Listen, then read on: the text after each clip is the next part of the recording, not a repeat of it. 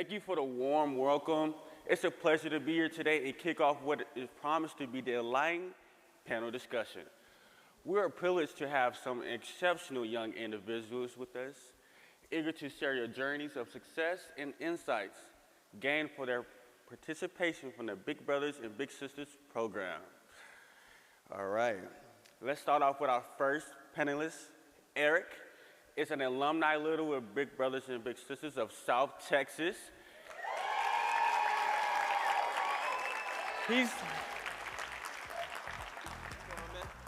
Good.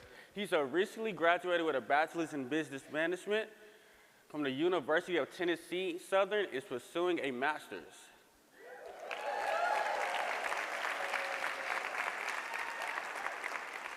All right. Our second panelist, Kyra, is a current mentor 2.0, little with Big Brothers and Big Sisters of Central New Mexico. She's graduated from high school this past May.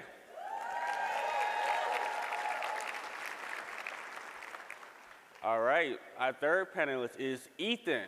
He's a current little with Big Brothers and Big Sisters of Rhode Island. He's a freshman in college studying engineering and business.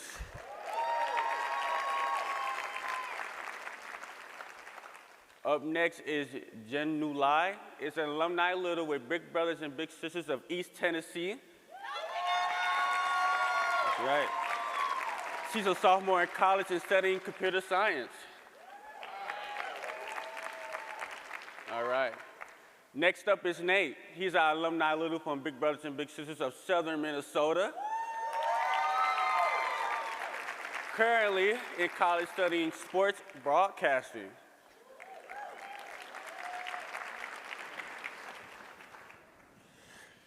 Whew. That's a nice intro right there. All right, all right. Artists been talking about everyday heroes, right? If you were a superhero and could have any power, what would it be? I guess I'll go first. If I had to be a superhero, I'd probably be Batman. I don't necessarily know if I would have a power, but I'd probably be Batman. You know, he was a human, but he was like tech savvy. He was a billionaire. He was a playboy. He had a girl. So yeah, I'd probably be Batman. So, you wouldn't mind if I asked you for your Batman voice, would you? I don't know if I can give it to you up here, man. It's all good, it's all good. If I had to be a superhero, I'd probably be Iron Man. Just because he was able to develop so much coming from so little. And he used his powers to teach people and help everyone around him.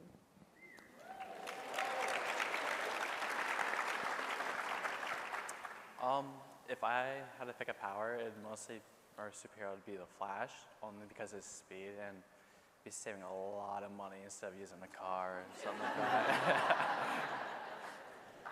So mine's kind of in the same arena. I would choose teleportation because I hate driving. I just want to start this off by saying, Kiara, you are really good at this, man. Like, good for you, dude. If I had a power, though, and if I'm too loud, throw something at me. I'll accept the hint. But if I had a superpower, I think I'd want to go invisible. I think play some pranks on the siblings, you know, skip class without getting in trouble for it. I think you'd get a lot done, so I think it'd be fun.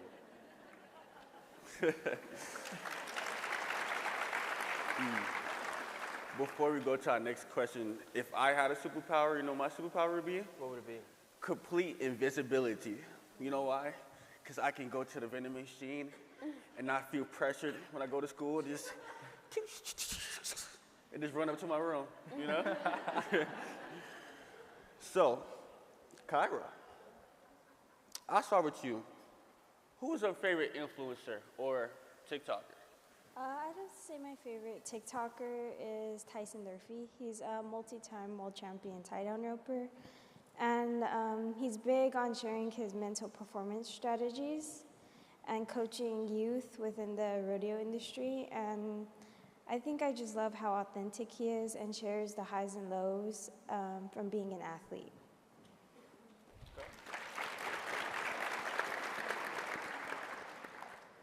So, Eric, what is something that you've learned through your mentoring journey that you wish other young people who didn't know how to mentor could learn? Man, I have a few. Delayed gratification is one of those.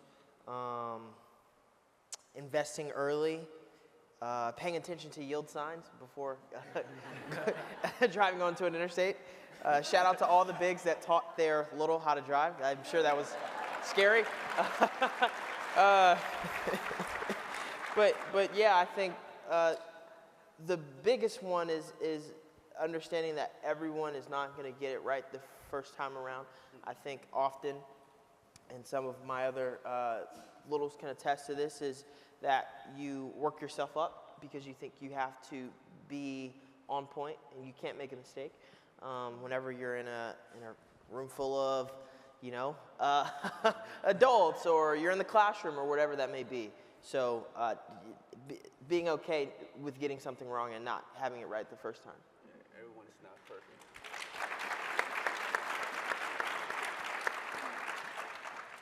Okay. Jan Nulai, how was your experience navigating college? How did your experience with big brothers and big sisters support your journey in college? I would say that my experience was, in one word, a doozy.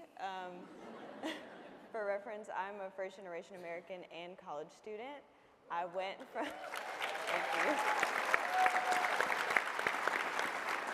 I went from a less than 1,000 majority-minority high school to a 30,000 plus predominantly white institution as one of the few black women in engineering and in computer science.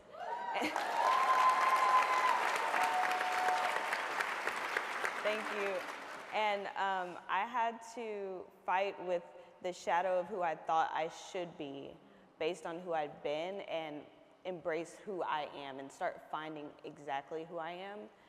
And I would say my big Amy, I love her to pieces, she was there for me every step of the way. And we've been together for 11 plus years, and I wouldn't have made it there without her. Literally, she moved me in. So I definitely think she helped me make it through that dark time. And now I may not be the most confident coder, but I am confident in my problem solving. So. Wonderfully said, wonderfully said. Ethan, my man, do you believe in AI-generated content can maintain the same level of authenticity and creativity as human-generated content? I would say it probably can't. It could be like higher than what we have, only because at the rate we're going at, like AI has like succeeded more and all that. For example, we're starting to have cars that could drive by itself and all that, and like little robots, for example, like a Roomba.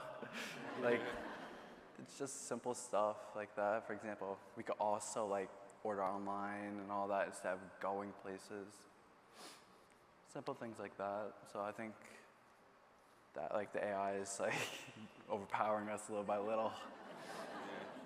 I remember I was scrolling on TikTok one day and I saw this little trend. I don't know if you guys know it. With they have this AI-generated picture with a picture up there, and then it looks like you and you're dancing.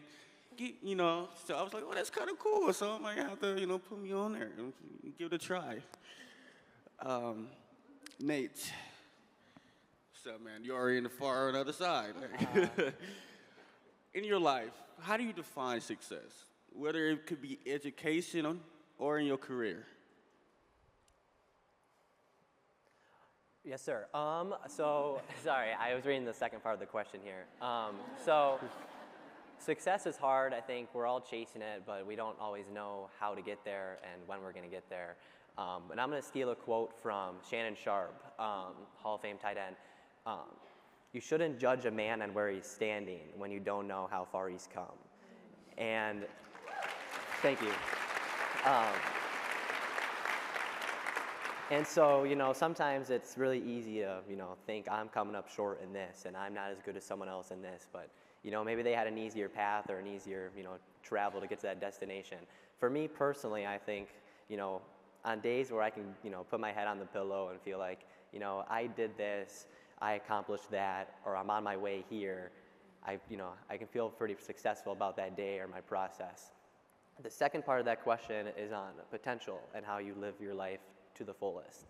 I'm going to steal another quote from someone else. This one is from, since we're here in Dallas, this is from the minority owner of the Mavericks, Mark Cuban.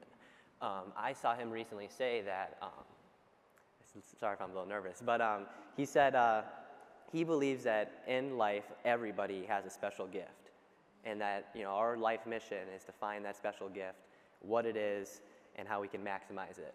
So I think to live your life to your fullest potential, I think you got to find what it is that you really enjoy, what it is that really, you know, sparks a fire in you, and, you know, once you kind of find that thing, you work at that thing, I think then you can really start to scrape the surface of what you're capable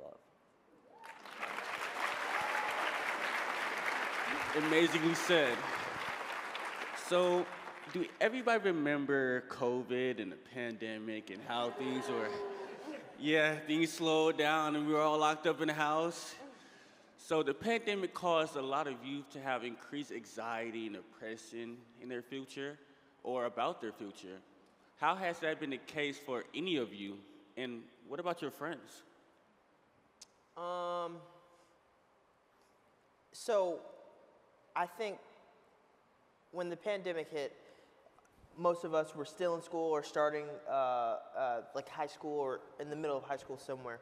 And I think that posed a different time and headspace for all of us that are young. Well, I mean, y'all are young too, I promise. Sorry, but I meant like little wise. You know, I think that at least for me, you know, it gave me an opportunity to slow down and really understand what I wanted to understand or learn what I wanted to learn, right? Like I've been a big fan of investing, right? And investing early and often. And so I think the pandemic gave us an opportunity to right now to look in hindsight, right? So now I have a good set of data or a good set of history to look at in the context of the economy overall, right? I know for others, you know, if you didn't want to go to school, you went to work, and I know I definitely skipped online Zoom to go work at Bush's Chicken back home, but I was more focused on what I could achieve while the world was on pause, I guess. And so I don't know what that was like for any of y'all, but I would love to hear y'all's experience. I would say personally, for me and my friend group, we didn't really feel much of the depression or anxiety piece. I think so I was in my sophomore year, so we were more happy that we got an extended spring break pretty much, and that we got to go on bike rides. And the biggest adversity, you know, obviously we had other adversities, but for that specifically, our biggest adversity was that McDonald's was closed and we couldn't, you know, go get a McDouble or something. But, you know, as we grow up, I mean, I guess it's easier to kind of get down when you look at, you know, the rising cost of living. And that's something that a lot of people would blame on COVID, but I don't think that, you know, because in our age group, it's easy to look at how a house next door that sold for $290 in 2019 is going for $630 now.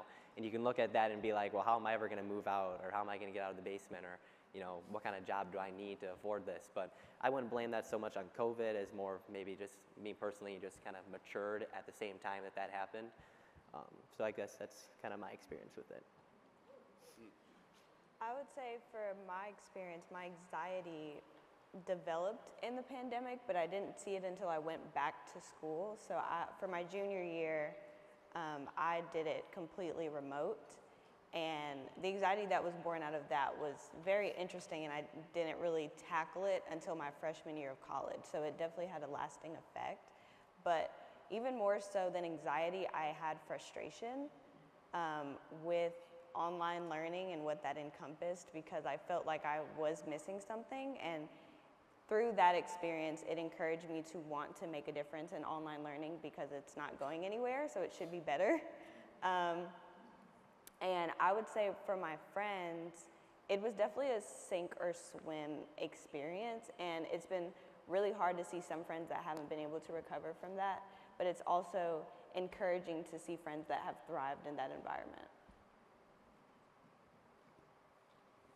Yeah, I can relate to that. My junior year of COVID sucked. Like, I remember going to one Zoom call. I was not in for it. They wanted to turn my camera on. When I turned my camera on, I was just mugging the teacher the whole time. Like, don't you have other things to do than just to manage me and my Zoom time? But, you know. How many times did you Zoom in from your bed into class? A lot of times. I'm right there with you. Yeah, my teacher was like, hey, can you find a desk or something, or a kitchen table? So I had this little background thing. I used to put a fake office, and then you guys know what I'm talking about. Yeah. Ethan, I have a question for you. Sure. We'd love to hear more about your how has mentoring impacted you to where you are today. And is there an experience your big has opened your eyes or changed the world for you? Well, my mentor, his name's Max, and there'd be times where he would help me in a situation for school. For example, like sometimes I'll be struggling with classes or like just school stuff in general, and whenever I'd see him, we would just talk it out, and he would just give me some advice, like take things slow, go little by little, and then you'll progress and get to where you want. And one thing that like I really picked up from him and changed like what I want to do after school, like he told me that he was working on building a plane, and I took like a real interest into that, and I want to just like work on cars and all that type of stuff. So like I kind of picked off like engineering off of him, so like that's kind of important to me, and I really appreciated that. What's his name again? What's your big's name? Huh? What's your big's name? My business major? Your big's name. Oh, Max, sorry. Shout out to Max. Shout out to Max. Clap it up for him. Jenny Lai. Hi. What do you think about sharing personal growth on social media? Does it build a supportive and authentic community, or? I think that it has the potential to develop an authentic community if we allow people to be authentic. I think we so often just want to see what people are doing well, and people only want to show what they're doing well, but we have to see the good and the bad. And I think in that we also have to allow people to grow. I know what I know today, and I'll sit here and stand on what I say, but I'll know more tomorrow, and I should be allowed to stand on that tomorrow as well.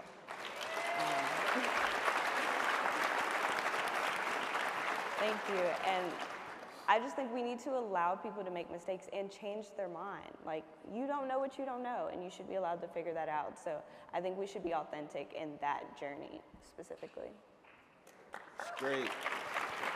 I love that. I love it. So Nate, when you think of those people who made a positive impact in your life, which one of their actions or characteristics that you would think would be most impactful towards you? Yeah, I think more than anything that was ever given to me or presented to me, I think their presence was the most important thing. So for my big Todd, who's here, one of the middle rows up there, he's a real good guy. Pleasure to have him, pleasure to meet him, for anyone here.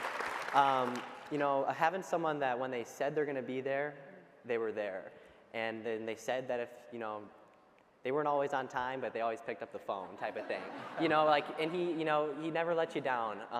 And in my life, I think that's probably why I was enrolled in Brig Brothers and Brig Sisters. I didn't really have a present adult or mentor in my life. And so thankfully, I was signed up into the program, and I was placed with someone like Todd, who was always there and always was listening with me, and he was always authentic, and he was present, not just physically, but mentally and emotionally too. And so I think that's the best part about the program for me and what they've meant to me. Yes, it's all about the bigs. They're the reason you are the person you are today. You help them, they help you, it's a bonding connection. I'm glad that you got that for you, okay? Because now you wouldn't be here without your big, right? Yes, sir. So, thanks, man. Kyra, my next question for you is, I hear you really passionate about horses and want to continue working with them. How do you mentor, how does having a mentor contribute to developing that passion for horses? I think coming from like the rodeo industry, we grew up having many mentors, and the mentor I received from Big Brothers Big Sisters didn't necessarily develop my passion, but it allowed me to share my passion with her. And but outside of Big Brothers Big Sisters, I was able to work with mentors like Donnie Taylor, who's an author of a book called Heart of a Champion, and she's a mental performance coach who was able to help me and other athletes learn different strategies and how we can be productive as athletes.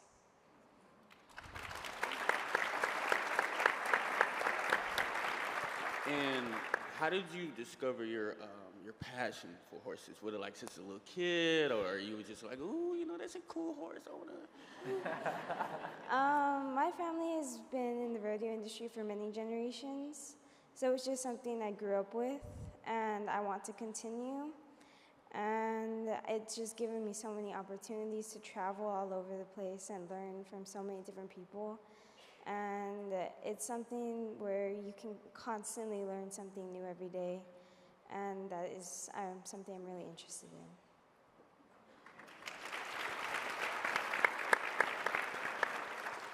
Now, panelists, what advice would you give to adults who want to support and mentor young people more efficiently? I would mostly tell them like to always support the young ones and like just listen to them and hear them out and help them reach their goals and all that, just to support them step by step. Okay. It's all about progress, right? It's all about progress. Yeah. Yeah. Anyone else? Advice I would give to adults who want to support and mentor young people is everyone's different, everyone learns differently, so I think you just have to go through the rough patches to learn from each other and grow with each other.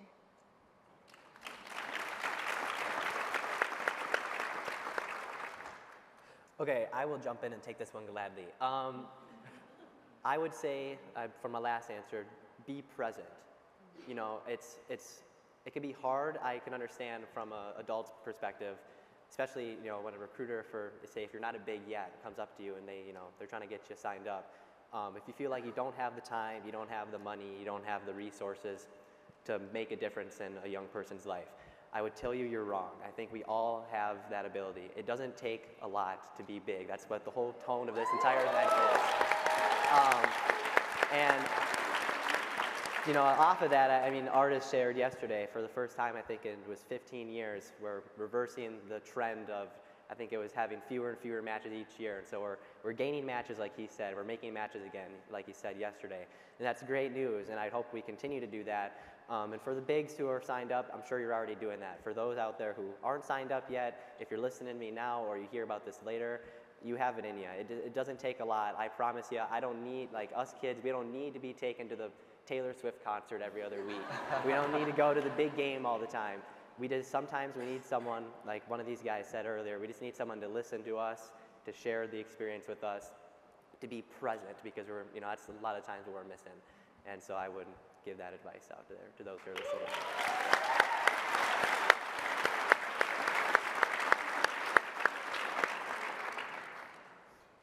I would say be patient. Your consistency is scary. Your compassion is scary. Your love is scary. And I've been with my big for 11 plus years, and I didn't believe she was sticking around until year 4. And every year I'm still like, oh, you're still here. And so just be patient. The connection will come. We just have to feel safe. And like Kyra said, it depends. Like everyone's different, and that safety may take a while to build, but once it builds, it's worth it.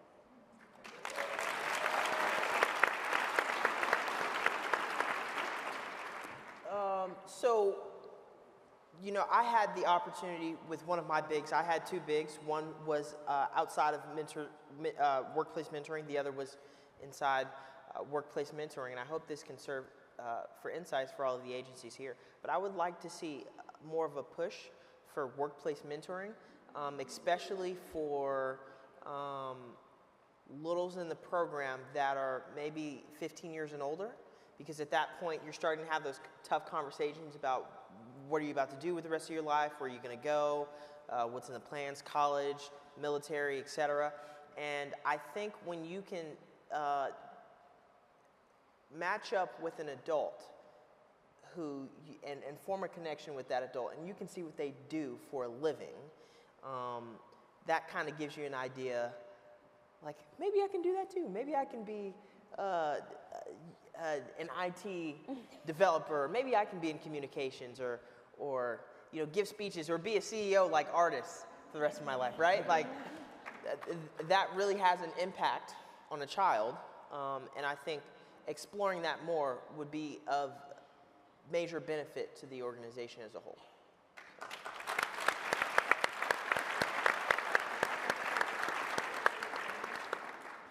Well, wonderfully said from our panelists. Let's give our panel a round of applause one more time. Thank you for your authenticity and transparency today, okay? Woo!